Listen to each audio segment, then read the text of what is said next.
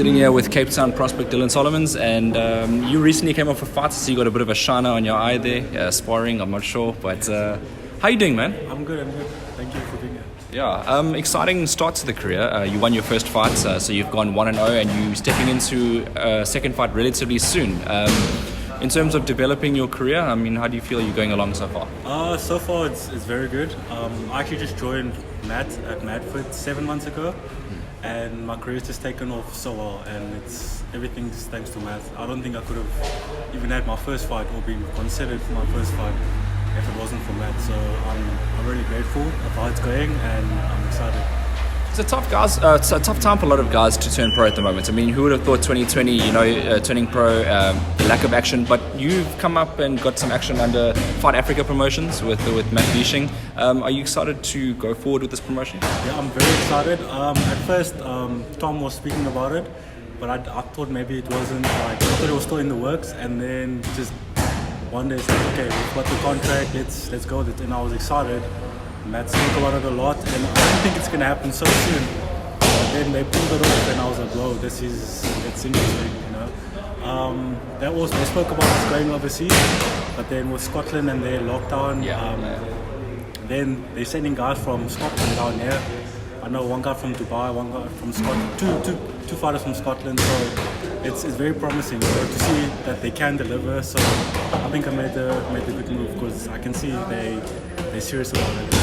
Is that for you important? Because I know Western Cape boxing, has notoriously struggled for a little bit. Only a handful of tournaments happen each year, but it seems like with this promotion that things are going to come more action for you guys. Yeah, it looks like it. Like to bring guys from overseas, especially like high-ranked fighters like this, it's very promising. So I've got a lot of faith in the guys. I trust them. I know they will deliver. Do you want to fight someone from overseas? I mean, I know it's early in your career and you're still building, but do you look forward to maybe fighting someone from abroad? Yeah, definitely. If I do fight someone from abroad, I would love it to be over there. Okay. So just get more exposure. But I definitely want to. Have you travelled before? No, I haven't. I've been to Kimberley or George, but I haven't actually left Cape Town. So it's exciting to think about it. So it's actually crazy to think boxing, I mean, out of all the things, can take you and make you travel and give you different experiences. Is that one of the reasons why you want to go to Scotland? Yeah, it's definitely one of the reasons, because like I said, I haven't really left Cape Town. I haven't even been to Johannesburg. So for my first time to travel and go to Scotland, it's just crazy to think about it. How would you describe yourself? I mean, in terms of boxing, how would you characterize your style and, for people back home that are watching? Yeah, so I think guys like Canelo, Gervonta Davis, I think they influence my style a lot because they're shorter fighters. They have to work to close the gap and they're explosive. I think my style is very similar to someone like Gervonta Davis, explosive. How can I say? I wouldn't say they look for the knockouts, but they power punches. They come. They come forward and they put the pressure on their opponent. So I guess my fight style is similar to those guys. Where were you before you came to Matt? Where were you? Which gym were you? So there was a small gym in Parklands where I started. So I just started just to keep fit, like most guys do. And then I tried to fight, and my coach back then, he saw I had a lot of power. I had a future in boxing, so I took it up. But it was a small gym in Parklands called Gina's then. But I just didn't get. Eventually, at some point, I didn't get what I really needed, which was good sparring. Guys my level, my weight, that's what I needed, and I just needed to learn a few more things because a lot of people who follow me in the amateurs, they saw I was, how can I say, a fighter, I wasn't a boxer.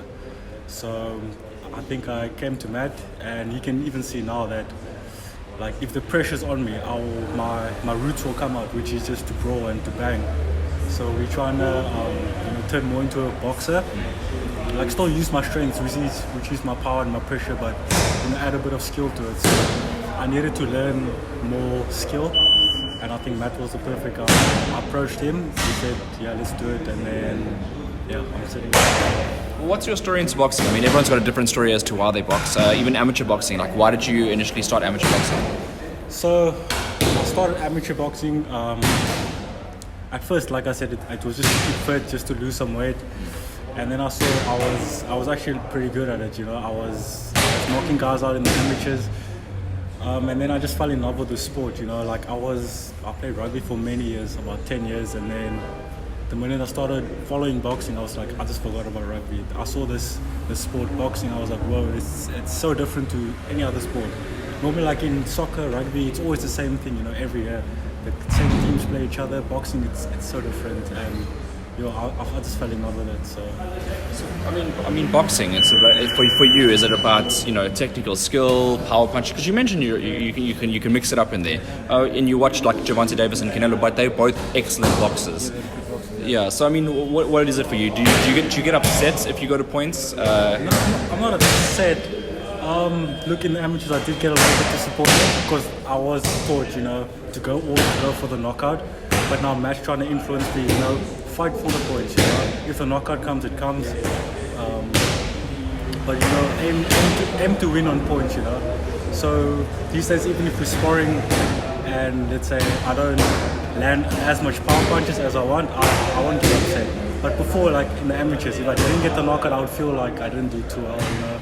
After the fight, I would feel maybe a bit, I wouldn't say sad, but disappointed, you know, because that's what I was looking for in the amateurs, was those big knockouts. But now going forward, if I win on points, I won't be too disappointed, you know. Especially now in the pro, especially early in your career, you want to get those rounds in, you know. You don't want to always knock the guy out in the first round. So I think going forward now, points would be better for me. Well, you are 1-0 as a professional. What was your amateur record like?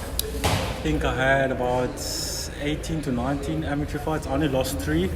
One was at Nationals, one was an amateur fight in Weinberg, and then when was my third one? Was at Provincials as well. Yeah. Well, you're on the same card as Hannah Rankin and Jamie Webb versus Ndombasi, so that's a big card for you, isn't it? That's a big card because there's going to be a lot of exposure. I think a lot of people are going to be watching that fight, especially with Hannah, with Jamie. I think it's Jamie versus Cristiano is a big fight, especially in Cape Town. So I think a lot of people are going to be watching. So if I can put on a good performance, I think it will be good for me. Would you want to say who you think is going to win between Ndombasi and Jamie? Yeah, I like them both. I like Cristiano's style. But Jamie, I think, is hungry. You know, he's young. He's hungry. A lot of people saying it's a mismatch, but you know, Jamie wants it. I saw that and I was a bit confused. Yeah, like Jamie wants it, so it doesn't really matter what other people think. He wants it, and Jamie's hungry for it. So, to be honest, I don't want to say. Okay. I'm just gonna watch because I like them both. They're both. What do you think they're both good? They're both very, very good. I think it's a good. I was excited when I saw it. I was like, yo, I didn't expect it, but it's an interesting fight. I thought I might put you in a tricky situation, but okay, yeah, that I could see. I could see that was quite tricky for you. What's your prediction for the fights? And also 1-0 fighting coming up on what's the fight date? 12th March. On the 12th of March. What's your prediction for the fight? For my fight or the main event? I mean, I'm not going to look for the KO, but I think I will stop it. My camp this time is much better. I'm much fitter than I was now in my last fight, so I think I can stop him. But if I do go to points, I won't be angry. I think just getting the rounds in will be good. The win is the win, huh? Win, I definitely win. I definitely win this fight. I trained too hard for it. And what's your message to your opponent before you guys step in the ring? Just be ready. I'm coming for you.